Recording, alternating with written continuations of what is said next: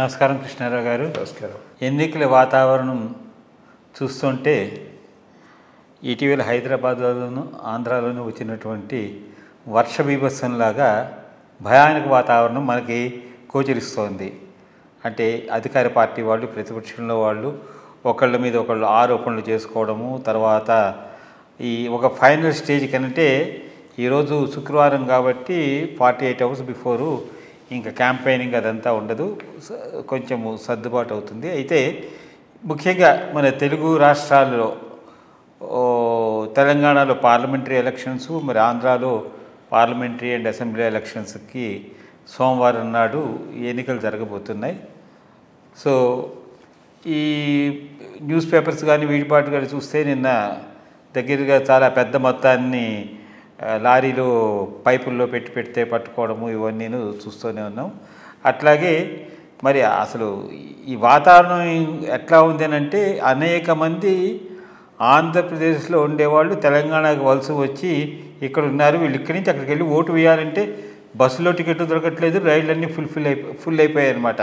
So వర్చువల్గా సంక్రాంతికి ఎట్లా ఖాళీ అయిపోతుందో మరి ఈ ఎన్నికల వాతావరణంలో కూడా హైదరాబాద్లో మైగ్రేటెడ్ వర్కర్స్ అందరూ అక్కడికి వెళ్ళి ఇది ఒక పక్క పరిస్థితి. అయితే ఈ ఎందుకంటే మనం చూస్తుంటే ఏ రోజుకి ఎట్లా మారుతుందా సమీకరణాలు అయితే అయిపోయాయి, బట్ ప్రజల యొక్క నాడి ఏ విధంగా పట్టుకోవచ్చు అనే దాని మీద ప్రస్తుతం మీరు ఆంధ్రప్రదేశ్, తెలంగాణ దాని మీద బిఫోర్ పోలింగ్ మీ యొక్క అభిప్రాయం తెలుసుకుందాం అనుకుంటున్నాను. ఈ ఎలక్షన్లు కొంత ఆంధ్ర వరకు ప్రజల నాడి ఎవరు తెలుసుకోలేకపోతున్నారు, అది మాత్రం నిజం. ఎందుకంటే కాస్త న్యూట్రల్గా ఉన్న ఎవరిని అడిగినా కానీ ఆ రకంలో చెప్తున్నారు. ఇంక సరే, రెండు వర్గాలుగా విడిపోయి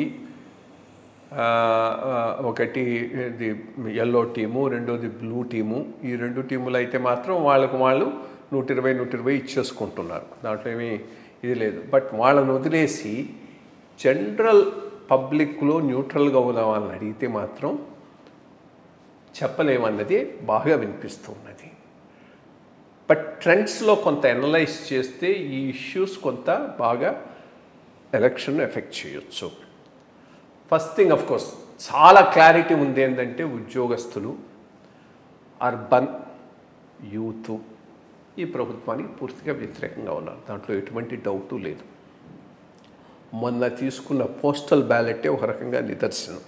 ఎంత ఐ థింక్ ఎన్టీ రామారావు గారి తరువాత మళ్ళా అదే అమౌంట్ ఆఫ్ నెగటివిటీ అర్బన్ ఓటర్లలో, యూత్లో, ఎంప్లాయీస్లో, ఎడ్యుకేటెడ్లో క్రియేట్ చేసినటువంటి వ్యక్తి జగన్మోహన్ రెడ్డి. సో ఆ ఓటు మాత్రం సబ్స్టాన్షియల్గా యాంటీ జగన్ ఉన్నది. ఇక రూరల్ ఏరియాకు వస్తే తప్పకుండా లబ్ధిదారులు ఈయనకు పెద్ద ఓట్ బ్యాంక్ అయ్యేటటువంటి అవకాశం ఉన్నది. దాని మీదనే బ్యాంక్ చేసుకుంటున్నాడు. బేసిక్గా ఆయన బ్యాంక్ చేసుకుంటుందంతా కూడా లబ్ధిదారుల ఓట్ల మీదనే గెలిచిపోతామని. దాంట్లో ఒక 10% బయటకు పడుతుందా, 30% బయటకు పోతుందా అనేది ఎలక్షన్ డిసైడ్ చేయబోతుంది. నేను అనుకోవటం అవి కూడా పూర్తిగా రావు. 30% బయటకు పోయేటటువంటి ఛాన్సెస్ ఎక్కువ ఉంది. కాబట్టి నేను ఓడిపోయే అవకాశాలు ఎక్కువ ఉన్నాయి. నేను అంతకుముందు కూడా చెప్పాను, అదే మళ్ళీ రిపీట్ చేస్తున్నాను. ఈయన ఎన్టీ రామారావు గారి కంటే కరిస్మాటిక్ లీడర్ అయితే కాదు. ఆ రోజు ఉన్న పరిస్థితుల్లో ఎన్టీ రామారావు గారు చేసిన ప్రజాకర్షణ పథకాల కన్నా ఈయన ఎక్కువ చేయలేదు. అంత చేశాడు, బట్ ఆయనే ఓడిపోయినాడు ఆ రోజు. సో ఈయన గెలుస్తాడని అనుకోవటం అంత సరైన అసెస్మెంట్ కాదు. ఎందుకంటే ఏ సెక్షన్స్ని అయితే ఈయన పూర్తిగా అలియనేట్ చేశాడో వాళ్ళంతా పూర్తిగా ఈయనకి అగెన్స్ట్గా ఓట్ చేసే అవకాశం ఉంది. ఏవైతే బెనిఫిషరీస్లో వాళ్ళందరూ ఓట్ చేయకపోవచ్చు. ఈవెన్ రూరల్ ఏరియాలో కూడా అలియనేట్ చేసిన ఇవి ఉన్నాయి. బట్ ఇక్కడ కొంత దీనికి ప్లస్ జరగబోయేది ఏంటంటే, ఈ ఎల్లో మీడియా, ఎల్లో మేధావులు చేస్తున్నటువంటి ఈ ప్రభుత్వం అరాచకం సరిగ్గా లేదనేది అందరూ ఒప్పుకుంటారు. కానీ వీళ్ళు ఏ లెవెల్లోకి తీసుకుపోయి చూపెడుతూ ఉన్నారంటే, ఇంక ఇది ఏదో రావణాసుర రాజ్యంలాగా నరకాసుర రాజ్యంలాగా రోజుకు ఒక టైటిల్ పెట్టి ఇది పెట్టి అది పెట్టి రాసి మాట్లాడి గలబా చేస్తున్నారు. ఒక్కొక్కప్పుడు అది నెగటివ్ రియాక్షన్ ఇవ్వచ్చు ప్రజల్లో. ఆ నెగటివ్ రియాక్షన్ ఏమైనా వస్తుందా? బికాస్ వీళ్ళు చేసే ఓవర్కు రియాక్షన్ ఏదైనా వచ్చేటట్టయితే అది కొంత ఆయనకు అడ్వాంటేజ్ కావచ్చు. చాలా పెద్ద డ్యామేజీలకు ల్యాండ్ టైటిలింగ్ యాక్ట్ చేయబోతున్నది. ఎందుకంటే దాన్ని తీసుకుపోవటం చాలా బాగా తీసుకెళ్లారు, ఒక భయాన్ని భ్రమను క్రియేట్ చేశారు. మేబీ ఈ 2 రోజుల్లో అసలు నేను నెక్స్ట్ 5 years అధికారంలోకి వచ్చినా దీన్ని ముట్టను అనేటటువంటి ల్యాండ్ టైటిలింగ్ యాక్ట్ను ముట్టను అనేటటువంటి ఏదైనా కమిట్మెంట్ ఆయన ఇవాళ రేపట్లో చేయగలిగితే కొంత సేవ్ అవుతుందేమో, కానీ లేకపోతే ఇది గట్టిగా వెనక్కిపోయే అవకాశం ఉంది. మూడోది పెద్ద అడ్వాంటేజ్ అలియన్స్కు నరేంద్ర మోడీ ప్రచారం. అది బాగా ప్రజల్లోకి పోయింది, దాన్ని ఎవరూ కాదని అనలేదు. అది తప్పకుండా పెద్ద ప్లస్ అవుతుంది. రేపు మళ్ళీ మా గొప్పతనం వల్ల గెలిచామని చెప్పుకోవటానికి ఉండదు. యాక్చువల్లీ ఎక్కువ గొప్పతనం అంతా ఆయన వచ్చి చేసిన దాని తర్వాత కొంత టర్న్ అయింది, దాంట్లో ఏమీ డౌట్ లేదు.